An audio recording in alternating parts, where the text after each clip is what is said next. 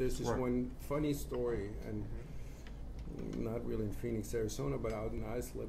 Oh, Islip. Courthouse, and we're going with that scheme, and you know, it's like a very functional building, and somehow, because these things are so tight, right, so structured, so organized, it was like, what's left, you know, at least make the entrance grandiose, you know, and courthouse, a public building, needs a grandiose entrance. And so that's how this huge cone-shaped thing showed up. And we all knew, I mean, we're architects enough, and now we're talking price again. You got to design 200% because you're losing 100% anyway. And if you're lucky, you have 100% left at the end of the day.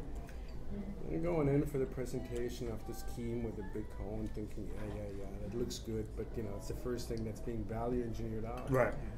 The wife of the judge looks at this as, this is fabulous. This is really fabulous. It has to do something with the native Indians here, the spirit of the location, whatever.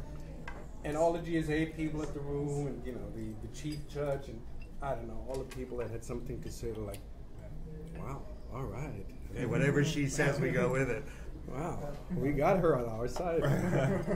So that's, I like that too. So you out of the gallery, you suddenly have support, and it really pushes the project. And that thing was never discussed. I mean, you know, we're value engineering everything else, but that thing stayed. I mean, it got a little bit simpler, but you know. Yeah, but it's a struggle to get down to the basic essence of a piece of architecture. I mean, one is time to be able to find that. Now it's really difficult. You get like a 3-week turnaround to do a master plan for the whole city, competitions and everything else.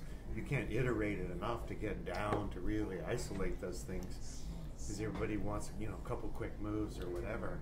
The stuff doesn't, there's an assumption, because we can generate things in computers and others, that is very quick, but you don't. I'm sure that wasn't the first scheme you came up with, a forest of bookshelves. It was probably scheme 127. But or the fact that you had to go through the whole project to realize that the ultimate thing you needed was just a great threshold to enter, to make people feel slightly better about the process they were about ready to enter into. But you didn't get that right away, and that's the problem with the process now. Is it's so accelerated. In all these cases, you know, the project we're talking about, and you still have to tell us about your favorite project or so. But I did the Phoenix Public Arts Plan, so I know Phoenix quite well.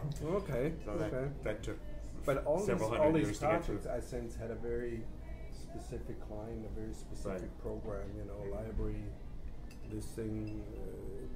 Even if it's not a specific program, but it's a specific artifact that you deal with, or courthouse, you know, it's, you know, 5 books before you even know what it is.